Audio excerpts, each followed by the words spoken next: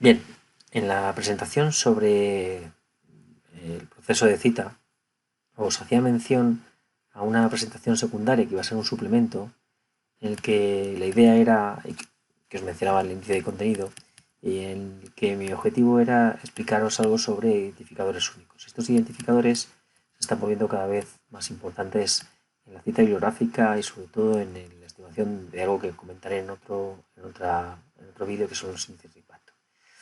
A este respecto, solo señalaros que algunos ya los conocéis y hemos hablado de ellos en clase, como el ISBN, destinado a libros, y el ISSN, os daré algunos detalles más, pero otros quizás no son tan conocidos, como el PMID y el PMCID, que son identificadores únicos que usa PubMed. Aunque quizás el más interesante es el DOI. El DOI es un identificador digital de objetos y es interesante porque digamos, se está convirtiendo en un estándar, sobre todo en la cita de artículos. No vale solo para eso, pero es verdad que es donde más lo estamos viendo actualmente.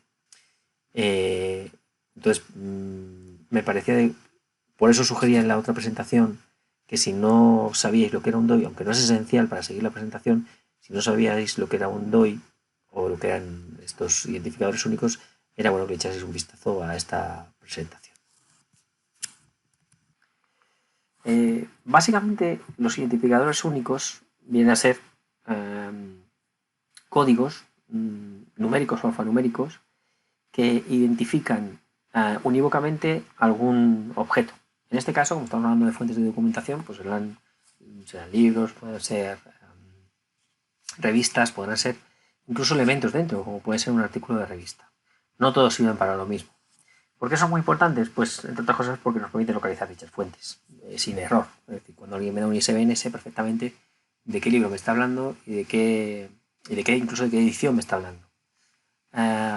Además, tiene una cosa interesante, y es que, puesto que estos están medidos en bases de datos, podemos acceder a los metadatos a través del propio ISBN.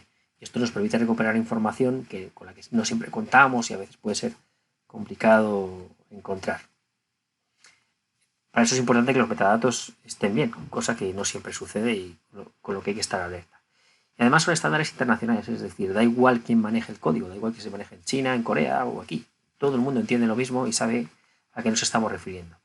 Este tipo de relaciones no todos la pueden hacer, es decir, el hecho de poder relacionar fuentes entre sí, de saber quién cita a quién, que es algo que se está convirtiendo muy importante para medir el impacto bibliográfico que tienen los autores, esto es algo que permiten solo algunos de ellos. Los antiguos, con dificultad, sí, y muchas veces ni siquiera pueden.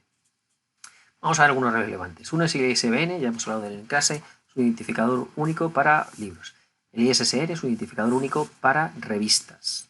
Nosotros vamos a ver revistas científicas, pero ISSN tiene cualquier revista. Este código no voy a hablar apenas de él. En realidad lo que sirve es un código europeo para, digamos, identificar cualquier objeto, no solo cualquier artículo, cualquier tipo de artículo que podáis pensar, cualquier objeto que habéis comprado. Si buscáis, figurará seguramente un código EAN. Es un código europeo que sirve para identificarlo, que en el fondo a veces combina, o que se ha hecho combinando algunos de los otros identificadores. Estos dos que vais a ver ahora son de PubMed. Uno es un identificador único de PubMed y otro es el de PubMed Central. Comentaré un poco de ellos cuando veamos la web. Y este sí que es uno de los, digamos, yo creo que ahora es el importante. En el año 2000, cuando empezaba a contar esto, pues prácticamente nadie lo conocía. Ahora ya está muy extendido su uso y todo el mundo lo conoce porque tiene muchas ventajas.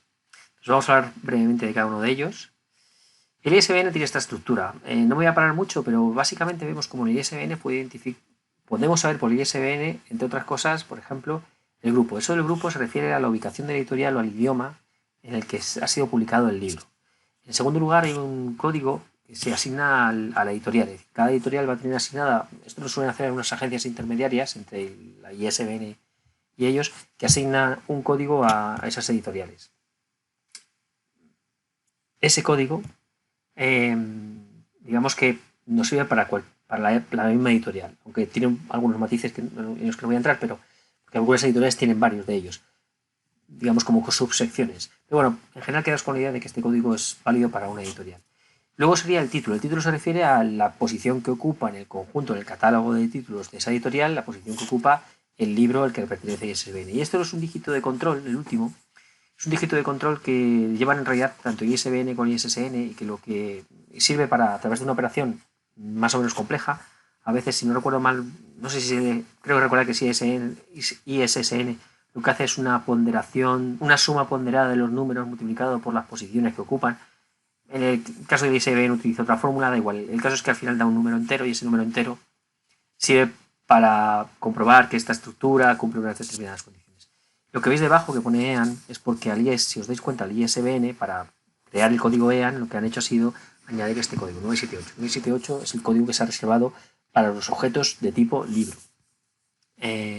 Creo que cuando se acabe el 978 pasarán al 979, pero otro objeto tendrá otro código aquí delante. Y esta estructura obviamente no será igual porque no se corresponde con la de un libro. Por otro lado, el ISSN tiene una estructura parecida, solo que ahora, claro, lo que tenemos es, bueno, veis que aquí el tipo de publicación es el 977, esto es código EAN, y detrás vendría lo que es propiamente el ISSN, que es un código que identifica unívocamente a una revista. Este código, que veis que tiene aquí como bueno, pues varios dígitos, sí, añaden al final un código, un dígito de control. Esto es lo que solemos ver del ISSN. Se puede complicar añadiendo, por ejemplo, si tiene alguna edición o incluso códigos relativos a cambios en los precios. Pero el eje principal, el componente principal de este es el de arriba, el que pone el título del ISSN. Digamos que, insisto, cada revista tiene su propio ISSN. Por cierto, que el ISSN, claro, si una revista puede tener una edición electrónica y una edición impresa. Esos códigos son diferentes. Y entonces lo que han hecho ha sido generar lo que llaman un ISSNL, que lo que hace es vincular ambos. De tal forma, normalmente suele asignarse, si tiene versión impresa, suele asignársele el de la versión impresa. Bien, esto es para que veáis que en el propio PubMed había un catálogo de journals, os he puesto aquí abajo la dirección para que podáis ir, y en esa dirección podríais buscar por ISSN pues cualquier revista, para saber exactamente cuáles son sus características. ¿Veis? Yo lo he hecho para Nature y para otra que se llama Advances in Pharmacology and Clinical Trials, y veis que, aparte de darnos todos los detalles con respecto a cuando empezó a ser editada, veis lo antigua que es Nature, viene el ISSN impreso, el ISSN electrónico y el de vinculación, que como veis es el de arriba. En este caso, la de la derecha, como es solo electrónica, pues el de vinculación, el L, se le ha asignado el mismo que el electrónico. ¿Vale? Entonces veis que además os dice de qué catálogo o a qué colección pertenece, si está en la colección de la Biblioteca Nacional de Medicina Americana, etc. Pero el ISSN, como es un código internacional, también lo podemos utilizar para buscar en el catálogo de la red de bibliotecas universitarias. Si recordáis, este catálogo, digamos, era capaz de buscar en los recursos de todas las bibliotecas universitarias de España. ¿Veis? Yo he utilizado, por ejemplo, aquí, este es el código de Nature, y entonces lo voy a utilizar para que busque. Y como vemos, cuando encuentra la ficha, nos dice cuáles sus características, pero además, si veis aquí a la derecha, me dice en qué biblioteca lo puedo localizar. ¿Veis? En todas estas. Esto ahora ya parece un poco inútil, puesto que ya todo está accesible en la web, pero antiguamente, y posiblemente ahora, si no tienes acceso a la red y tuvieras que ir a buscarlo a una biblioteca, o si es un número tan antiguo que no lo vas a encontrar metido en un PDF en la red, posiblemente tendrías que ir a la biblioteca. Bien, pues esta es una forma de localizar la biblioteca. Antes esto era un catálogo en papel y para poderlo buscar era un poco tortuoso. Había un catálogo para Madrid y tenías que ir biblioteca por buscabas en el catálogo a qué biblioteca y ibas a aquella. Pero pues ahora no hace falta porque ya sabemos dónde está. De hecho, lo normal es que en vez de ir vosotros a través de la biblioteca del centro donde trabajéis, se lo pidáis, pero muchos no acabáis trabajando en una universidad o en una empresa relativamente grande, por tanto no tendrán servicio de documentación, que sepáis que existen recursos para poder buscar este tipo de referencias.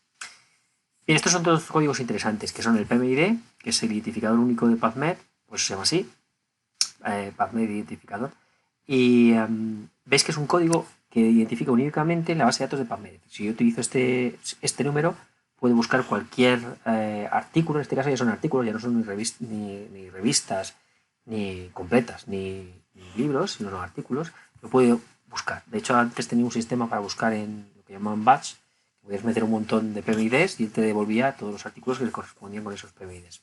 Bueno, no debe haber tenido mucho éxito porque ya no está, digamos, muy disponible. ¿Vale? La diferencia con el siguiente, que es el PMI-CID, es que dentro de PubMed hay un subconjunto. El PMID se le asigna a todos los artículos. el PMCID solo a los que están en el subconjunto que se llama PubMed Central. PubMed Central es un subconjunto de acceso gratuito, y el acceso gratuito se debe a que o bien la revista es... generalmente es porque la investigación ha sido realizada con fondos del NIH, que veis que es esto que figura aquí arriba, es el Instituto de Salud americano, y entonces en ese caso automáticamente, digamos, los artículos tienen que darse de alta a través de un procedimiento y automáticamente esos artículos están disponibles para todo el mundo. Creo que hay otras condiciones para poder pertenecer a este subconjunto y cuando lo hacen se les asigna este identificador. Y este último del que hablaré ahora es el DOI. El DOI es un número muy importante que, como veis, ya incluso el propio PubMed lo incluye. Entonces, ¿qué es el DOI? El DOI es lo que se llama, en realidad con mucha frecuencia vais a leer que es un identificador de objetos digitales, pero no es así. En realidad lo que es un identificador digital de objetos, es decir, puede identificar cualquier tipo de objeto, no solo digitales, incluso, digamos, lo que ellos llaman, digamos, cosas abstractas. No es necesario que tenga no es necesario que tenga una categoría física. Entonces, la idea es expandir esto de tal forma que pudiésemos tener localizados, digamos que cualquier persona del planeta, por eso del Estado Internacional, pudiese localizar cualquier objeto de estos tipos en cualquier momento. Y que además lo pueda hacer a lo largo del resto de la historia, es decir, que nunca ya más se pierda dónde está el objeto para que alguien lo pueda localizar. Como pide aquí, es permanente, es decir, una vez se asigna es para siempre, de tal forma que esto tiene una gran ventaja, y es que aunque desaparezca, digamos, aunque una editorial compre una revista, tú siempre vas a tener acceso al artículo correspondiente, aunque ahora pertenezca a otra editorial, porque esa vinculación o esa relación es la que va a ser mantenida a través de este código. Además, este código está a su vez relacionado a través de otras bases de datos con los metadatos, de tal forma que siempre vas a tener acceso a los metadatos. De hecho, si los metadatos, por lo que sea, sufren rectificaciones, la manera de tenerlos conectados con los datos correctos es a través del DOI. ¿Qué permite esto? Pues permite precisamente el intercambio, y es importante la coherencia de los metadatos, el intercambio de metadatos entre las distintas bases de datos. Es decir, si están conectados y todos toman el dato de la misma manera y con un protocolo determinado, con una estructura determinada y reconocida entre ellos, pues permite establecer relaciones entre los objetos a través de estos metadatos. Y luego, claro, para que pueda persistir esto necesita una estructura organizada. Es decir, esto no es un instituto que se pone a generar códigos, sino que necesita una estructura relativamente compleja, con una mezcla de público y privado, de negocio y sin ánimo de lucro, que se verá en la siguiente diapositiva. Bueno, os comento nada más que básicamente lo que nos va a permitir es localizar una fuente unívocamente, da igual que cambie de dueño, da igual a qué distancia física, donde esté. Es muy útil para la gestión bibliográfica y nos está permitiendo, por ejemplo, esto, facilitar la referencia cruzada. Esto es importante para los estudios de biblioteconomía, es decir, para analizar cuál es el uso de las referencias o cuánto te citan o quién cita a quién. Pero también para, por ejemplo, para estimar el impacto bibliográfico. A nosotros nos va a servir para poder recuperar información de una determinada fuente. Y esta es la estructura relativamente compleja que os mencionaba. Entonces veis que aquí hay como un gran bloque. Esta es la International DOI Foundation, es una entidad sin ánimo de lucro que se encarga de la coordinación de todo el sistema. Digamos que para ello utiliza estas que se llaman agencias de registro, que van a ser las encargadas de vehiculizar el registro de los objetos que, como veis, están aquí a la derecha, que pueden ser abstractos, físicos o digitales.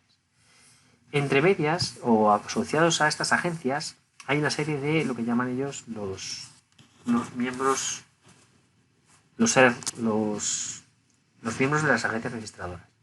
Es decir, cada una de ellas tiene bajo su control una serie de miembros de agencias registradoras, y estos son los que se van a encargar de asignar los números DOI a los objetos y comunicárselos a las agencias registradoras. Para entender esto, la ventaja de entender esto es que nos permite entender cuál es la estructura del código DOI. Si os fijáis aquí, en este ejemplo, veis que hay una parte que es común, que es el directorio del DOI. El 10 precisamente significa o viene a decir que esto es un código DOI, pero hay una segunda parte del prefijo, después del punto, que se corresponde con el prefijo que las entidades registradoras le asignan al miembro, digamos, a la entidad que pertenece, o una de las entidades que pertenecen o que están registradas a través de ellas. Y son ellas, las entidades, las que asignan el sufijo. El sufijo ya puede ser más variable, incluso puede incluir otros códigos, como el propio, en el caso de libros están incluyendo en este código el ISBN. Eso va menos avanzado que en el caso de los artículos, que es donde más se ha desarrollado. Entonces aquí es el miembro, o alguna de estas entidades miembro que pertenecen a la agencia registradora son las que se encargan de asignar estos códigos. Y aquí en última instancia están los clientes, que en este caso es una universidad y un centro de bioinformática, que de alguna manera utilizan la información gracias a este sistema coordinado. Bien, sobre el DOI no me queda mucho más que añadir. Solo comentaros que no es un estándar que haya nacido ayer. Fue presentado por primera vez en una feria internacional en 1998, pero desde entonces todo su desarrollo y la cantidad de cosas que está permitiendo creo que van a hacer que se convierta en un estándar y que por lo tanto es importante que aprendáis a manejar, puesto que os va a permitir, desde el punto de vista del usuario, nos va a permitir gestionar y recuperar mucha información de manera fácil gracias a sus interconexiones con los metadatos. Así que esto sería todo sobre el DOI y también sobre lo que yo quería que vieseis sobre los identificadores únicos. Hay muchos más, pero yo creo que con esto es más que suficiente, así que aquí lo dejamos. Un saludo.